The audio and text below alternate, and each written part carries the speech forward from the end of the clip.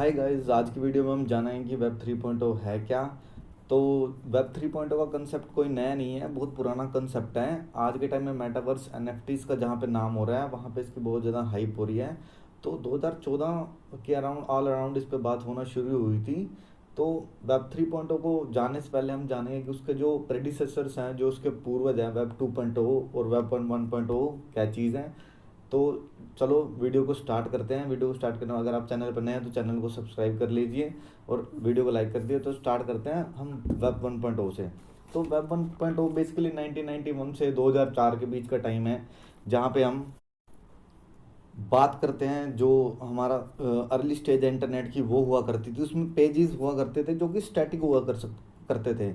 तो बेसिकली जो हमारा वेब 1.0 है वो सिर्फ डाटा कंज्यूम के लिए बना था। हम उस पर कुछ भी अपना इनपुट नहीं दे सकते थे इंटरनेट पे। ना हम कोई कमेंट पोस्ट कर सकते थे, ना कोई हम वीडियो अपलोड कर सकते थे, ना कोई हम फोटो अपलोड कर सकते थे। एक सिंपल एग्जांपल हम देंगे। तो अगर मैं टेक्निकल वर्ड की बात करूं तो इसको एक स्टैटिक वेब का नाम दिया गया था कि जो वो स्टेज थी इंटरनेट की, उसमें सिर्फ हम क्या कर सकते थे, ओनली हम सिर्फ वहाँ पे डाटा को रीड कर सकते थे, बस दैट सीट। तो इसकी लिमिटेशन की बात करें तो ये चीज़ें सिर्फ डेस्कटॉप तक ही हमारी लिमिटेड थी। तो उसके बाद जैसे जैसे चीज़ें एडवेंट होना स्टार्ट हुई, 2004 में फेसबुक की एंट्री हुई और चीज़ों की एंट्री हुई, तो हमारी नई स्टेज इंटरनेट की आ गई, जिसको हम वेब 2.0 नाम दिया गया, मतलब कि उसका नया वर्जन आ गया। तो अब नए वर्जन में था क्या नया, अब वो हम जानेंगे। नए वर्जन में था क्या नया, इसमें इसको नाम दिया गया डायनेमिक वेब। अगर हम टेक्निकल वर्ड की बात करें तो उसको डायनेमिक बोला गया। डायनेमिक बोले तो हम चीज़ों पे यहाँ पे खुद वर्क कर सकते हैं, हम खुद भी इंटरनेट के साथ इन्वॉल्व हो सकते हैं, जो कि हमारा वेब 1.0 में नहीं था। वहाँ पे सिर्फ स्टैटिक पेजेस हुआ करते थे, हम सिर्फ रीड कर सकते थे, डाटा को कंज्यूम कर सकते थे। यहाँ पे हम चीज़ें खुद से भी पोस्ट कर सकते हैं। फॉर एग्जाम्पल, मैं सिंपल एक एग्जाम्पल अगर मैं फेसबुक का लूँ तो उसमें हम अपने कमेंट पोस्ट कर सकते हैं, हम फोटोज़ अपलोड कर सकते हैं, हम अपनी कुछ भी स्टेटस अपलोड कर सकते हैं। सेकंड एग्जांपल हम यूट्यूब का लूँ तो हम वीडियो अपलोड कर सकते हैं, हम अपने व्यूज़ शेयर कर सकते हैं उस वीडियो पे, हम उस पर कमेंट कर सकते हैं। तो बेसिकली हम चीज़ों के साथ इन्वॉल्व हो सकते हैं। अगर मैं एक सिंपल टर्म में बात करूँ तो एक जो ये दौर था मतलब बेसिकली एडवर्टाइजिंग का।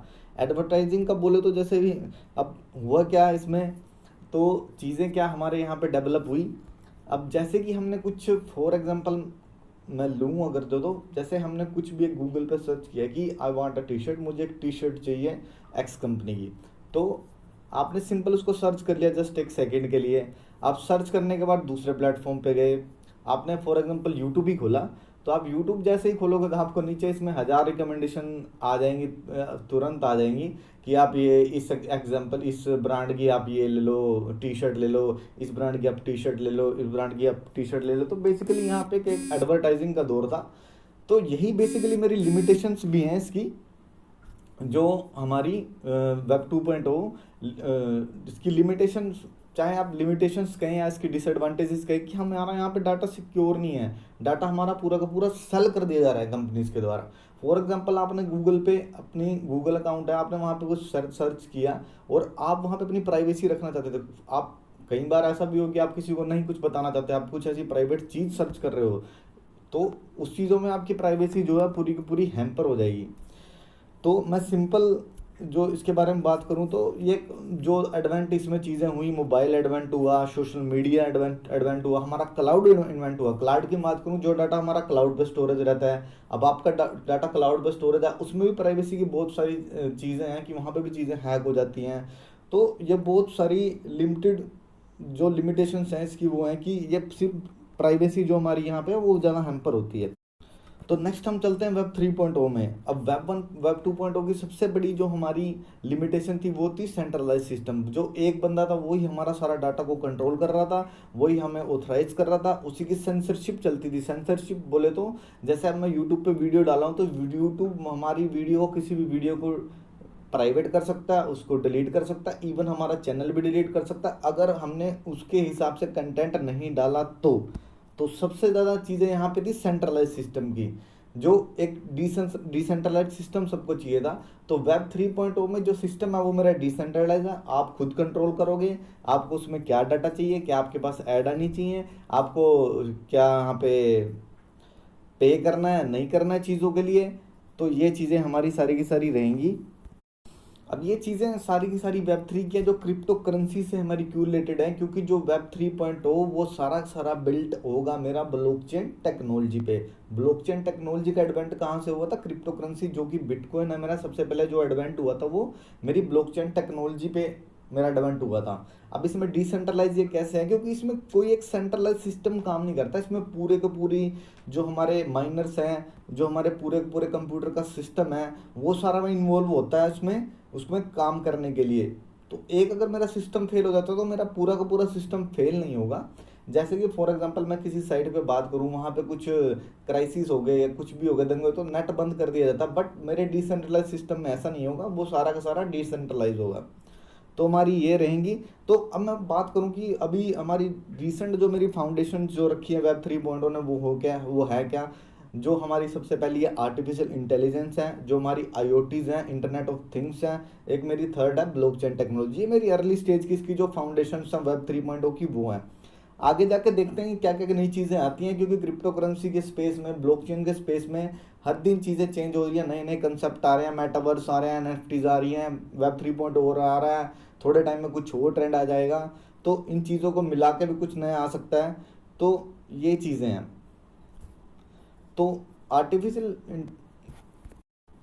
इंटेलिजेंस की मैं अगर बात करूं तो आर्टिफिशियल इंटेलिजेंस की छोटी सी डेफिनेशन दे सकता हूं। जैसे कि मैं कुछ भी मेरा गूगल पर सर्च करता हूं तो हमारी पूरी की पूरी इंटेलिजेंस की वहां पे एल्गोरिदम लगे हुए हैं, वो तुरंत का तुरंत वो डाटा कैप्चर करते हैं और चीज़ों को आगे भेज देते हैं। चीज़ें बोले तो हमारे गूगल उसको डाटा को तुरंत स्टोर करता है और पूरी की पूरी हमारी जो अदर सारे डाटा को स्टोर कर लेता है, फिर वो उसको आगे सेल कर देता है कि ये बंदा टी शर्ट में इंटरेस्टेड है, ये बंदा इस गैजेट्स में इंटरेस्टेड है। तो ये ऐसी चीज़ें हैं आर्टिफिशियल इंटेलिजेंस की।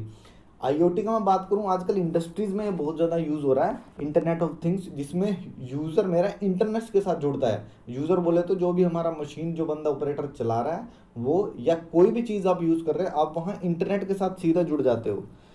तो ये रहा। अगर मैं थर्ड बात करूं ब्लॉकचेन टेक्नोलॉजी को, आप जानते ही हैं एक डिसेंट्रलाइज सिस्टम है जिसमें एक नोड्स के थ्रू चीज़ों को जोड़ा जाता है, ब्लॉक्स को जोड़ा जाता है। ज़्यादा टेक्निकल में मैं इसकी नहीं जाऊँगा, इसके लिए हम एक सेपरेट वीडियो बना देंगे कि ब्लॉकचेन टेक्नोलॉजी है क्या।